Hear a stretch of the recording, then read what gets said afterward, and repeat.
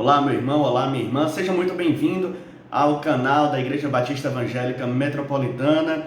Você que nos assiste aqui nessa manhã de domingo, nossa Escola Bíblica Discipuladora.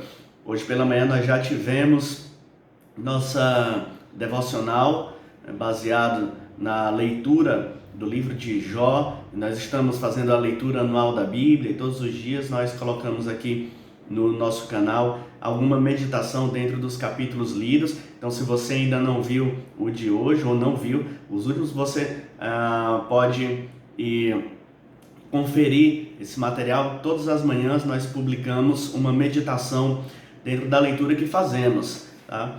E não perca essa oportunidade aí de ter essa leitura da Escritura dentro de um ano. Se você, na verdade nós já estamos no meio do ano, não é isso? Já estamos no segundo semestre, então você pode começar a qualquer tempo, a qualquer hora é hora de começar a ler a Bíblia, sem culpa, tá? Essa história de, começa só no começo do ano, então vamos agora ler a Bíblia toda, aí surpreende muito a gente. Então você pode começar a qualquer tempo, e se você não começou ainda, aproveitem. Nós estamos lendo o livro de Jó esses dias e tem sido uma experiência fantástica, principalmente dentro desse contexto de pandemia que a gente tem vivido. Mas vamos logo aqui para o nosso tema de hoje. Nós estamos estudando uma publicação da Junta de Missões Nacionais, o livro Maturidade Cristã. São 13 lições onde nós vemos alguns temas fundamentais para o nosso desenvolvimento, nossa maturidade, nosso desenvolvimento enquanto cristãos. Nós já vimos aqui o discípulo e o estudo da Bíblia, o discípulo e a oração, o discípulo e a vontade de Deus, o discípulo e sua família, sua igreja, o discípulo e a mordomia, o discípulo e o seu relacionamento com o próximo. E hoje nossa oitava lição, vamos ver o discípulo e o testemunho. Nós estamos aqui mudando um pouco o formato da exibição e vamos ver que se funciona, vamos ver o que vocês acham. Fique à vontade para comentar e dizer se ficou legal assim, exibindo diretamente aqui e não mais com aqueles slides. Para começo então de nossa conversa nessa manhã, falar de testemunho, e testemunho é uma palavra que é muito corrente no linguajar das igrejas, no linguajar dos crentes. Você já deve ter ouvido falar bastante disso, mas muitas vezes a gente não sabe explicar muito bem o que é de fato testemunho, até porque tudo é uma questão de significado e nem sempre a maneira como nós lemos algo na Bíblia pode ser traduzido diretamente com a maneira como as pessoas corriqueiramente falam. Testemunho é um desses casos. Para a gente começar então nossa conversa, eu convido só você a olhar um texto que é fundamental quando se fala de testemunho, é o livro de Atos, capítulo 1, versículo 8, onde Jesus, num dos seus últimos momentos com os discípulos antes de subir aos céus, ele fala: vocês receberão poder quando o Espírito Santo descer sobre vocês e serão minhas testemunhas em toda parte, em Jerusalém, em toda a Judéia, em Samaria e nos lugares mais distantes da terra. O que a gente quer então concluir? Quais são os nossos objetivos nessa manhã, nessa lição? Primeiro é entender perfeitamente o que é o testemunho cristão, o que significa o testemunho cristão. Também declarar qual é o objetivo do testemunho cristão. Quais são as condições para a existência de um testemunho cristão efetivo? Quais são as fontes também desse testemunho cristão? E discorrer aqui sobre as condições indispensáveis à eficácia do testemunho cristão. Então, quando a gente falar em testemunho, E quando a gente fala em testemunho, uma das coisas que vem à nossa mente, uma imagem que vem à nossa mente, é a de um tribunal. Ou de qualquer coisa relacionada a algum inquérito policial, né? A testemunha é aquela pessoa que vai lá e ela faz um depoimento perante um juiz sobre algum acontecimento, algum evento, o objeto da investigação que ela, de alguma forma, presenciou, ela viu. E então, quando a gente pensa em testemunho, a gente pensa naquele momento em que a pessoa está lá falando, ou dizendo, contando a sua experiência. Isso, de certa maneira, não está errado, tá?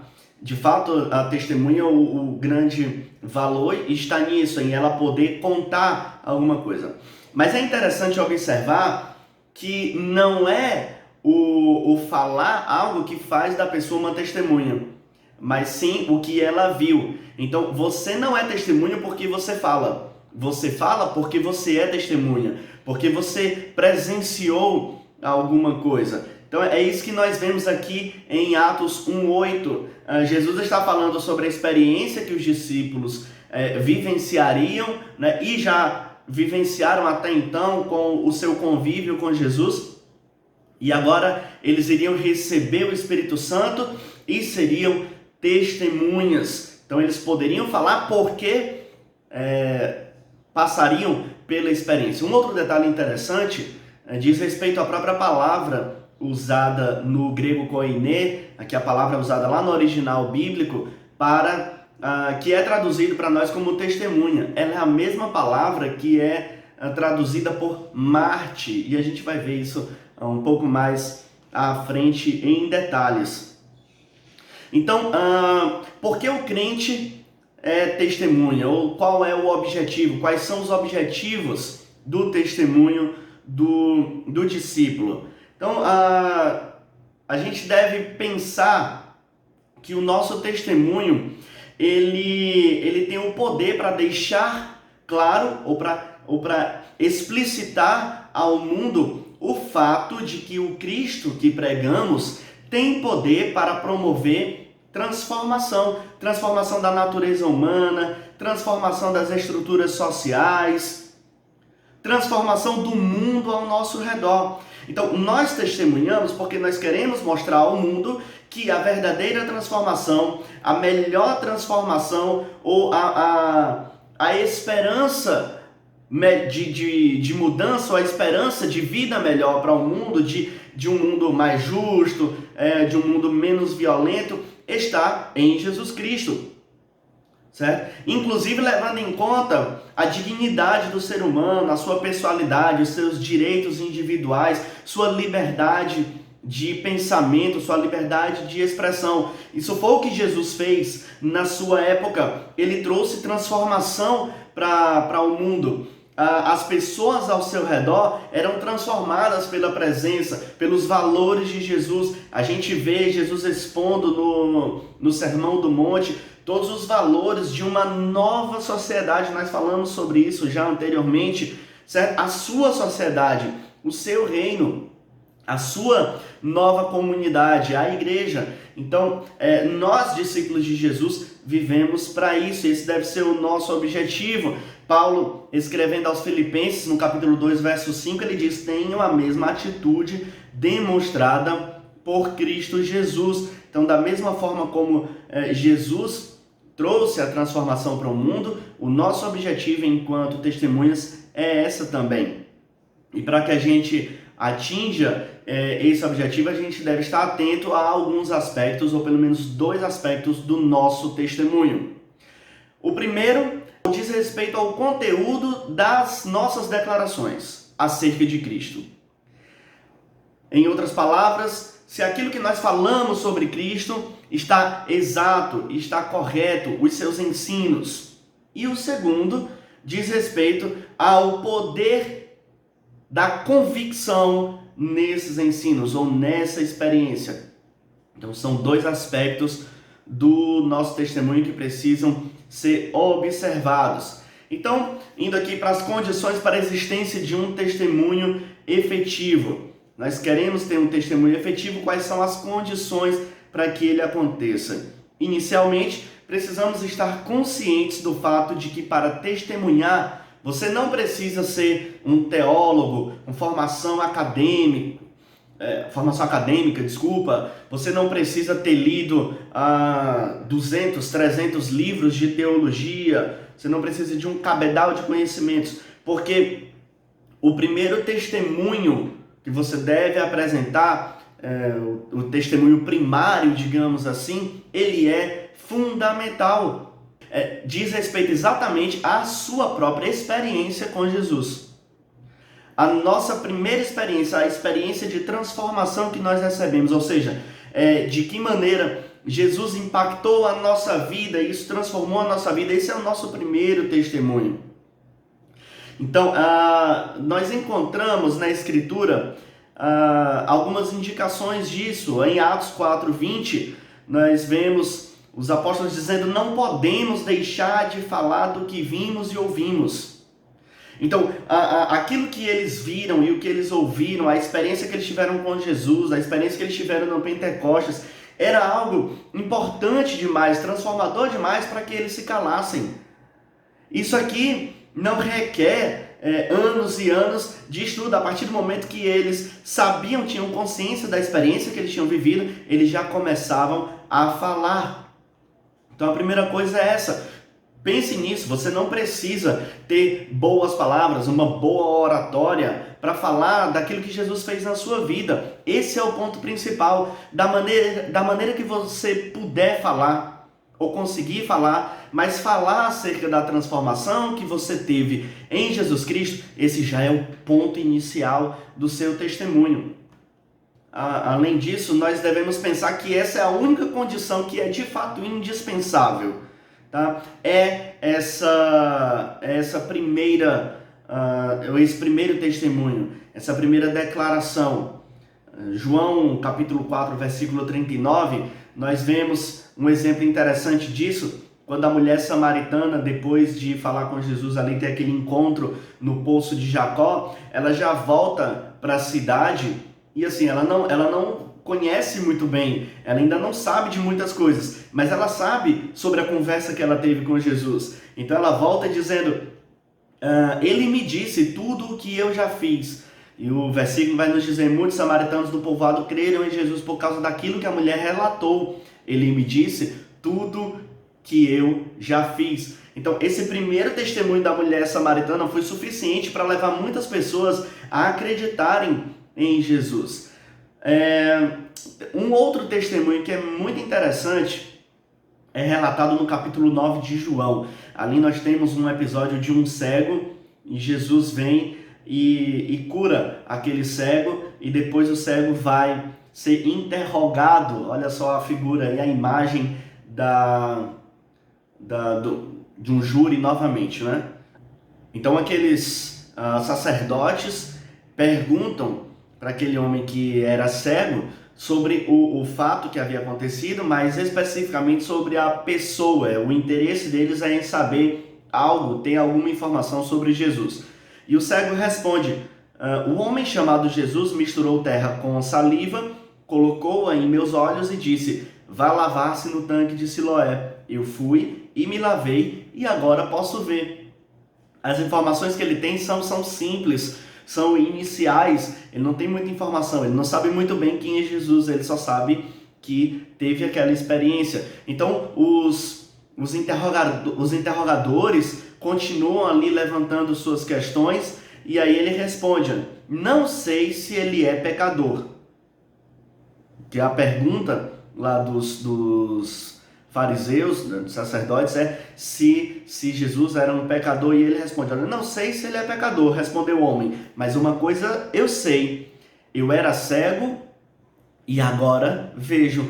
Então o testemunho primário daquele cego foi fundamental para ele e para as pessoas ao seu redor, e é muito simples, foi um testemunho muito simples, mas revelou algo importantíssimo, que é a capacidade que Jesus tem de transformar vidas. É um testemunho muito singelo, tá? E você, meu irmão e minha irmã, o seu primeiro testemunho, o testemunho que levou você a ter um encontro com Jesus, transformador, né, que transformou a sua vida, esse testemunho, por mais singelo que seja, é o melhor testemunho que você pode dar, é o mais belo que você pode ter. No entanto, a coisa não para aí. À medida que você vai amadurecendo, que você vai conhecendo mais profundamente Jesus, esse testemunho ele vai também amadurecendo, ele vai ganhando um upgrade, né? Ou ele é enriquecido. E ele é enriquecido como? Com o conhecimento da palavra, com o conhecimento das Escrituras. Então, não pense também, por outro lado, que esse testemunho, ainda que ele seja suficiente, mas que você deve permanecer somente nele. Não. A intenção do discípulo é crescer, é avançar, é amadurecer. Então, esse testemunho inicial, ele vai sendo enriquecido com o conhecimento da palavra. É interessante notar que Jesus chama os seus discípulos, ou chama alguns dos seus discípulos, e dali ele escolhe 12 que ele iria enviar. Nós encontramos o registro disso em Marcos 3, 13 e 14. Depois Jesus subiu ao monte e chamou aqueles que ele desejava que o acompanhassem. E eles foram. Escolheu 12 e os chamou seus apóstolos, para que o seguissem e fossem enviados para anunciar sua mensagem. Então, o seu testemunho primário, ele é esse chamamento de Jesus, mas você é chamado para caminhar com ele e assim ir aprendendo mais sobre ele, sobre o seu ensinamento. Dessa mesma forma, a testemunha de Jesus ainda hoje deve enriquecer o conteúdo do seu testemunho a partir do conhecimento de Jesus, a partir do conhecimento da palavra de Deus. Nós vemos um exemplo bem interessante disso com Estevão. Estevão foi um dos diáconos ali da igreja primitiva. Nós encontramos sua história a partir do capítulo 6 de Atos. Em 6:8 a gente vê Estevão, um homem cheio de graça e poder, realizava milagres e sinais entre o povo. Então ele era alguém dentro da igreja com um grande respaldo. Agora, eu acho muito interessante quando encontramos no capítulo 7, já a partir do capítulo 6, nós vamos ver o que acontece com Estevão. O Estevão é levado ao Sinédrio para depor, né? Mais uma vez aqui, para ser depoente acerca dos inquéritos ali religiosos da época. E Estevão faz um discurso que, particularmente, a meu ver, é um dos discursos mais inteligentes do Novo Testamento. Estevão demonstra um amplo conhecimento da história dos judeus, citando os principais eventos históricos, citando as Escrituras Sagradas e respaldando o seu argumento, respaldando o seu próprio testemunho nessa história. E aí, diante da sabedoria de Estevão, os religiosos ali, eles ficam enfurecidos, porque os argumentos de Estevão são incontestáveis. E aí a fúria resulta na condenação de Estevão e morte por apedrejamento. Mas mesmo na morte, Estevão tem uma postura muito semelhante à postura do próprio Cristo Jesus. Em Atos 7:60 a gente vê: então caiu de joelhos e gritou: Senhor, não os culpes por este pecado. E com isso adormeceu. Estevão morre ali tendo uma postura semelhante à de Jesus. Então nós vemos aqui uma testemunha, tanto com poder de argumentação, por causa do conteúdo que ele tem e que ele pôde agregar à sua própria experiência de vida. Evidentemente, meus irmãos, pensemos que somente o conhecimento da Bíblia não é pleno para o nosso testemunho, tá? Ele não substitui a sua experiência pessoal, ele enriquece a sua experiência pessoal. Em outras palavras, somente conhecimento da Bíblia não é suficiente para compor um testemunho eficaz se de fato você não é transformado por esse conhecimento. Se você não é transformado pelo conhecimento de Jesus Cristo. Por isso, nós vemos, por exemplo, Pedro trazendo essa recomendação em 1 Pedro 3,15. Em vez disso, consagrem a Cristo como o Senhor de sua vida. E se alguém lhes perguntar a respeito de sua esperança, estejam sempre preparados para explicá-la. Ou seja, antes de eu poder explicar a minha fé, eu primeiro preciso ter Jesus consagrado em minha vida, certo?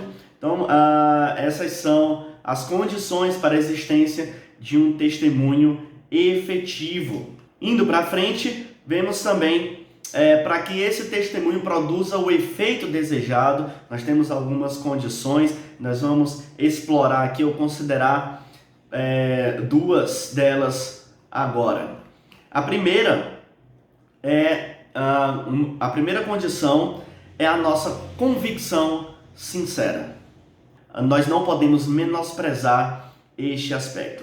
Falar acerca daquilo que Jesus fez na sua vida, você precisa, não é que você precise saber falar, explicar com bom discurso o que ele fez na sua vida, mas você precisa ter convicção do que Jesus fez na sua vida. Contam de um episódio que teria acontecido com Voltaire, não se sabe até que ponto é verdadeiro, mas Voltaire é um conhecido...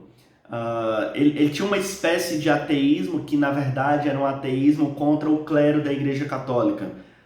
E conta-se que uma determinada vez alguém estava falando sobre a sua fé, pregando, e alguém que estava com Voltaire lhe perguntou, né? E aí, Voltaire, você acredita no que aquele homem diz? E ele teria respondido, olha, eu não acredito, mas ele acredita. Então, ele pôde perceber ali a convicção da pessoa que falava. Então, o nosso testemunho precisa ser sincero. Sincero. Ainda que não tenha as melhores palavras, mas as pessoas precisam ver convicção. E é muito interessante ver isso no comércio, por exemplo. Quem é comerciante, quem trabalha com vendas, sabe que um aspecto fundamental para que ele consiga vender o seu produto é ele ser convincente, mostrando que ele tem não apenas conhecimento do seu produto, mas ele acredita no seu produto. Claro que, falando aqui da nossa fé, nós não estamos vendendo, né? Nossa fé não está à venda, mas essa mesma convicção precisa existir em nós. A segunda condição para que esse testemunho seja convincente diz respeito, agora não àquilo que falamos, mas se nós vivemos de maneira coerente com as nossas declarações. Então, precisa haver uma coerência entre aquilo que eu falo, o meu discurso, e aquilo que eu vivo. Lembrando aqui do que a gente viu lá no início sobre a própria ideia do que é testemunho. Ninguém se torna testemunho porque fala. Você é testemunha e por isso você fala. Então, a condição inicial para que você seja testemunha é que você viva, é que você tenha uma experiência pessoal. Então, é necessário que você viva aquilo que você fala. É necessário que haja uma coerência entre esses dois aspectos. A nossa praxis deve ser uma ilustração viva da nossa fé, da nossa doutrina. E se isso não acontece, a consequência óbvia é que as pessoas não verão a sinceridade que nós falamos aqui no primeiro ponto. Elas não verão que você acredita naquilo que você fala, se você não vive. 1 Pedro, capítulo 1, versos 1 e 2, diz o seguinte: Eu, Pedro, apóstolo de Jesus Cristo, escrevo esta carta aos escolhidos que vivem como estrangeiros nas províncias de Ponto, Galácia, Capadócia, Síria e Bitínia. Deus, o Pai, os conhecia de antemão e os escolheu, e o Espírito os santificou para a obediência e a purificação pelo sangue de Jesus Cristo. Que vocês tenham cada vez mais graça e paz. Então, nós fomos escolhidos pelo Senhor e Ele nos levou, nos santificou e nos levou a uma vida de obediência. Qual o ponto aqui que eu quero destacar? Tem tudo a ver com Atos 1:8. Eu quero dizer aqui aos irmãos o seguinte: algumas pessoas têm uma concepção um pouco equivocada de que em Atos 1:8 Jesus estaria ordenando que fôssemos testemunhas, né? Sejam testemunhas. Se você observar novamente Atos 1:8, nós vemos que Jesus não está ordenando, Jesus está fazendo uma declaração. É inclusive uma declaração profética que Jesus faz ali. Então, é uma consequência inevitável. Quando recebemos o Espírito Santo, nós recebemos o seu poder e somos testemunhas. Então, aquele que recebe o Espírito Santo, ele é testemunho, porque o Espírito Santo o faz testemunho. Então, vejam como aqui não é uma ordenança. Meu irmão, minha irmã, quando recebemos o Espírito Santo, ele nos transforma em testemunhas, ele nos transforma em seus mártires. Então, é por isso que deve haver uma coerência entre o nosso discurso e a nossa vida, senão uma destrói a outra e nosso argumento vai por água abaixo. Isso não é um ponto facultativo, tá? Não é opcional. Existem duas formas das pessoas terem contato com o Evangelho através, né, da nossa vida. Uma é pelo Evangelho proclamado, ou seja, aquele que é pregado, que é dito. E o outro é pelo Evangelho encarnado, ou seja, na nossa vida, na nossa carne, no nosso dia a dia. Esses dois juntos é que compõem o testemunho. Não é somente o Evangelho proclamado e também não é somente o Evangelho encarnado, mas os dois juntos é que compõem ou constituem o testemunho do discípulo. Concluindo então, nós vemos aqui o que é testemunho. Testemunho não é simplesmente falar, ser testemunha é ver, é ouvir, é experimentar, é ter a experiência e, por consequência dessa experiência, ter o que falar. É importante que estejamos cientes de que isso aqui é uma abordagem inicial, né, para começo de conversa, começo da nossa vida, mas à medida que nós crescemos em nossa vida cristã, como discípulos do Senhor, precisamos amadurecer cada vez mais, adquirir mais conhecimento do Senhor para aprimorar, aperfeiçoar o nosso testemunho, a nossa proclamação. Levando isso então para aspectos práticos, nós temos aqui alguns exercíciozinhos para vocês, tá? Você pode fazer aí na sua casa, não precisa me enviar, mas é a nossa sugestão. Primeiro, escreva o seu testemunho pessoal. Leve em conta alguns aspectos. Primeiro, como era a sua vida antes de conhecer a Cristo? Como você sentiu a necessidade de Cristo, a necessidade de ter um encontro com Cristo?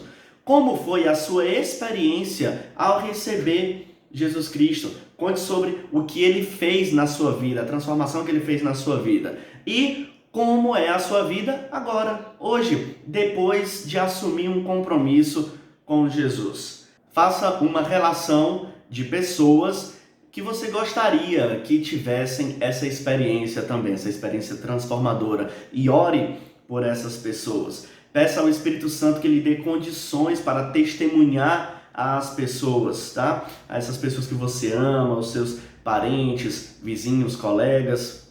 E pense de que maneira você pode, durante essa semana, falar sobre a sua experiência de vida, a sua experiência de transformação com Jesus para alguém nesta semana. Vamos tentar praticar isso, né?